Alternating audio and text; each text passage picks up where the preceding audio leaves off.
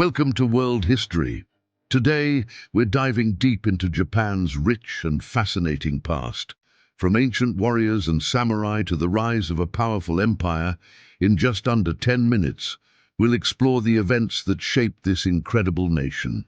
So, buckle up and get ready for a journey through time. Japan is a country with a millennial culture that has been one of the most important nations in Asia throughout history. Today, it is one of the most powerful and technologically advanced countries in the world. It extends over a group of islands located east of the Asian continent. Researchers have found evidence showing that the Japanese islands were inhabited as early as 11,000 BC. This marked the beginning of early Japanese history. Its history is divided into several periods. The earliest period is known as the Jomon period. The people of those times lived by gathering, hunting, and especially fishing. Over time, these early inhabitants began to form villages made up of small groups of people. Much later, in 300 BC, the Yayoi period began. During these years, the population of the Japanese islands increased significantly, and they developed agriculture, focusing on rice cultivation. Additionally, they began to use metals and came into contact with the peoples of Korea. The next period began in 250 AD and is known as the Kofun period. During this time, the Yamato province became the most powerful in Japan. It laid the foundations for the construction of a strong government. In 587, one of the Yamato rulers expressed his willingness to accept Buddhism, which had been introduced to Japan by Korean monks. However, other leaders opposed this, leading to a civil war. In this war, the Soga family defeated their opponents, becoming the de facto rulers of Japan. Years later, the leader of this family arranged for the rise to power of Empress Suiko. Together with Prince Shotoku, they created a centralized government and implemented a series of laws that combined the ideals of Confucianism with those of Buddhism. In the 7th century, Japan experienced significant changes in its political organization when Nakatomi no Kamatari, in alliance with Prince Nakano Oe, overthrew the Soga family in a coup. As a reward, Nakatomi received the Fujiwara surname, a significant event since the Fujiwara family would eventually become the most powerful in Japan. The new government was concerned about China's growing power, so they implemented reforms to strengthen the emperor and prepare for any invasion attempts. These reforms transformed Japan into a centralized empire, inspired by the Chinese political model. From then on, the emperor was known as the Sovereign of Heaven, and the word Nihon was used to refer to Japan. In the 8th century, the city of Nara became the center of the empire, marking the beginning of the Nara period. During this time, schools were built in all provinces, and China's cultural influence expanded further. Confucianism and Buddhism became popular, with Buddhism promoted by the state through the construction of large temples. However, some court members were suspicious of the growing promotion of Buddhism, so the capital was moved to the city of Heian, modern-day Kyoto, marking the beginning of the Heian period. At first, Japan continued with its centralized imperial organization, but this changed from the 10th century onward. Two significant events marked this period: the weakening of the emperor's power and the emergence of a class of local warriors known as samurai. As local nobles gained political power and owned vast lands, the central government abandoned the protection of the fields, a duty taken over by the samurai. The samurai, originally mounted archers, formed alliances with the most powerful noble families, such as the Taira and the Minamoto. These two families eventually clashed in the 12th century during the Genpei War.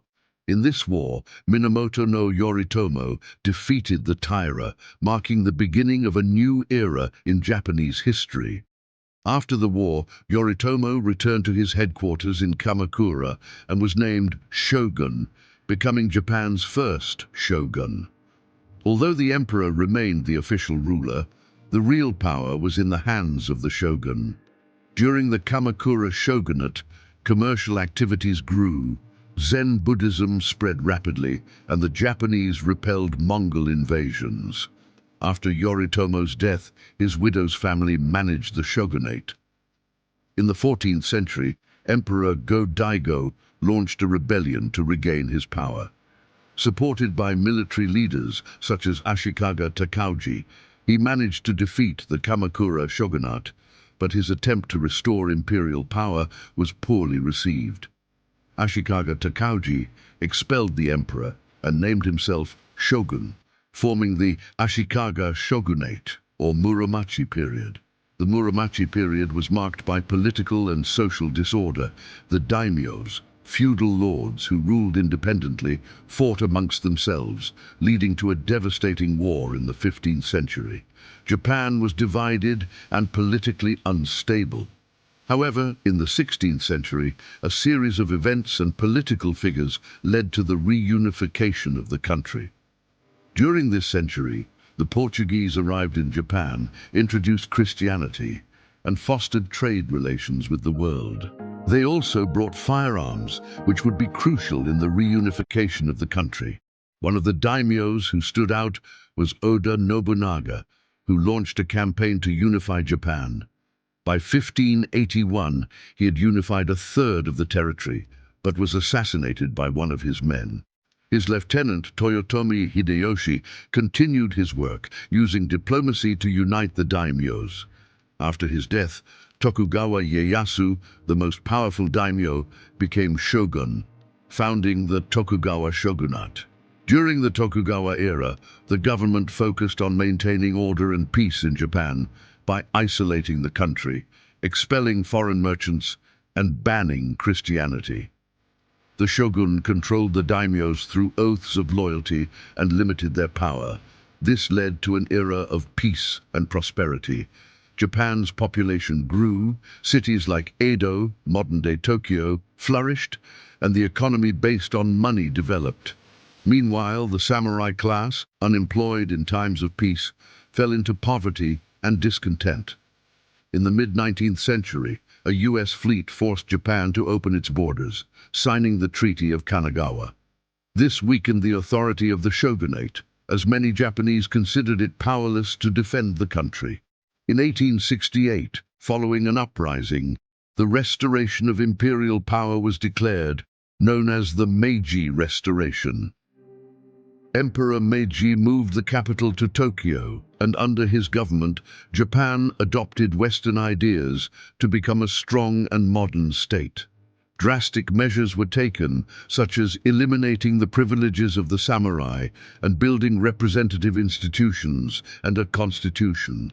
Ito Hirobumi became Japan's first prime minister.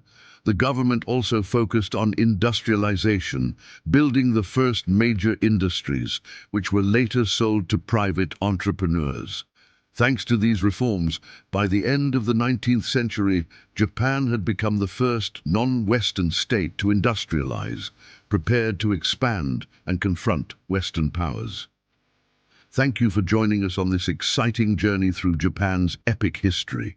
If you enjoyed the video, make sure to give us a thumbs up and hit that subscribe button so you won't miss any future videos. Don't forget to follow us on our social media for more history content. Links are in the description. Until next time, keep exploring the past and uncovering the stories that shaped our world.